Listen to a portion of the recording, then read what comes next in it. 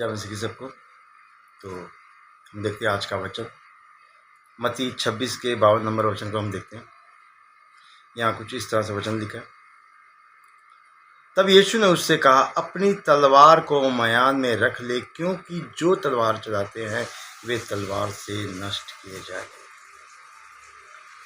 तो आज का वचन हमें बताता है यीशु की शिक्षा जो है हमारे लिए वो हमें ये बताती है कि वो हमें लड़ना नहीं सिखाती, वो हमें प्रेम करना सिखाती है। वो हमें कहता है कि अपनी तलवार के साथ आप किसी को घात नहीं कर सकते।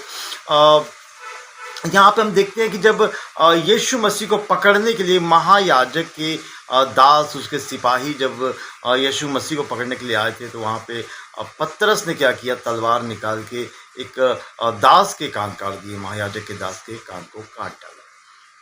और वहाँ पे यीशु मसीह ने पतरस को डांटा और कहा कि अपनी तलवार को मयान में रख ले, क्योंकि जो तलवार चलाते हैं तलवार से नाश किए जाएंगे, घात किए जाएंगे। तो इसे यहाँ पे यीशु मसीह हमें ये शिक्षा देते हैं कि हमें प्रेम से रहने की जरूरत है, तलवार चलाने की जरूरत नहीं है। क्योंकि जो काम को हम प्रेम से कर सकते हैं वो तलवार के साथ नहीं कर सकते। ऐसा नहीं है। अब बहुत से ऐसे मसीह भाई बहन हैं जो कि आज अगर बात करें अपने देश के फौजियों की, तो वो भी मसीह हैं, वो भी हथियार रखते हैं, चलाते हैं, लेकिन वो देश की सुरक्षा के लिए। तो तलवार चलाने का मतलब है कि अपने मतलब के लिए, अपने फायदे के लिए अगर हम किसी को घात करते हैं, किसी पे हम किसी को अटैक करते हैं, तो ये यीशु की शिक्षा नहीं है। वो हमें प्रेम करना सिखाते हैं। अब बात यहाँ पे आई कि यीशु का जो चेला था पतरस, उसके पास तलवार क्या कर रही थी। जब वो यीशु मसीह के साथ ही रहता था तो तलवार क्यों रखते थे। तो हम देखते हैं कि उस वक्त के जो लोग थे वो अक्सर एक तलवार हथियार को साथ में रखते थे, क्योंकि उस वक्त जंगली जानवर और चोर उचक्के लुटेरे बहुत होते थे। अपनी सुरक्षा के लिए वो तलवार को रखते थे। और यहां पर हम देखते हैं कि महायाजक के दास, उसके सिपाही जब यीशु मसीह को पकड़ने आए तो फरमान जारी किया गया है पकड़ने के लिए। तो वहां पे बीच में अगर रुकावट डालना वो गलत है।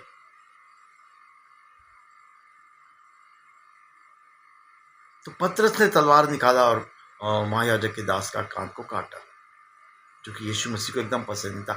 दूसरी बात यहां पे हम देखते हैं कि एक महायाजक का दास, उसके सिपाहियों के ऊपर अटैक करना, और उन्हीं लोगों को पकड़ने के लिए आए हैं। आगे से हमला करने का मतलब है कि पतरस और उसके साथियों के कई टुकड़े कर सकते थे वो, कानूनी तौर पर। तो यीशु मसीह ने क्या किया, यहाँ पे उस महायाजक के दास के कान को छू करके कान को ठीक किया। मतलब एक माहौल जो और ज्यादा गर्म हो सकता था, यीशु मसीह ने वहां पे माहौल को शांत किया, माहौल को ठंडा किया। तो यहाँ पे हम ये देख सकते हैं कि जो चीज प्यार से हो सकती है वो हथियार से नहीं हो सकती। तो कैसे जब हम यीशु मसीह के शिक्षा में चलते हैं, तो कैसे एक क्रोधी इंसान, एक गुस्से वाला इंसान, जैसा कि अक्सर हम देखते हैं कि बाइबल के बीच में पतरस को बीच में बहुत आयतों में हम देखते हैं कि पतरस को अक्सर गुस्सा आता था। तो एक गुस्सा करने वाला इंसान कैसे मसीह की शिक्षाओं पे चल के अपने आप को गुस्से से दूर कर सकता है। तो प्रार्थना के द्वारा। हाँ, क्योंकि यहाँ पे हम देखते हैं कि जब यीशु मसीह प्रार्थना कर रहे थे गतसमनी के बाग में, तो वहां पर उसके चेलों ने प्रार्थना नहीं की। यीशु मसीह ने उनको कहा था प्रार्थना करने के लिए, मगर उन्होंने प्रार्थना नहीं की। यहां हम देखते हैं जब 45 और 46 नंबर वचन में लिखा है, तब उसने चेलों के पास आकर उनसे कहा, अब सोते रहो और विश्राम करो। देखो घड़ी आ पहुंची है और मनुष्य का पुत्र पापियों के हाथ में पकड़ाया जाता है। उठो चलें, देखो मेरा पकड़ाने वाला निकट आ पहुंचा। यीशु मसीह प्रार्थना करने गए, मगर उन्होंने प्रार्थना नहीं की। अगर वो प्रार्थना करते तो उनका गुस्सा शांत रहता, अगर वो प्रार्थना करते तो वो आगे से हमला नहीं करते।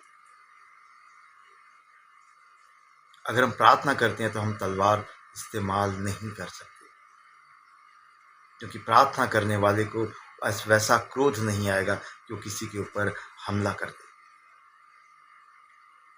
और यीशु मसीह हमें सिखाते हैं कि तुम प्रेम करो, आपस में एक दूसरे के साथ मिल के रहो।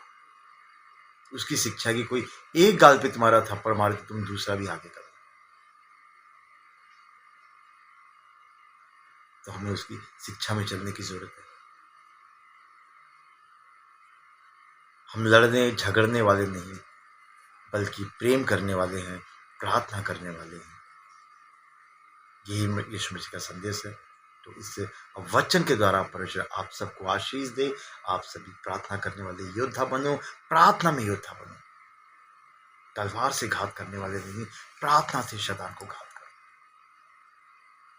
तो आपके वचन के द्वारा परमेश्वर सबको बहुत सी आशीष दे। जय मसीह की। God bless you.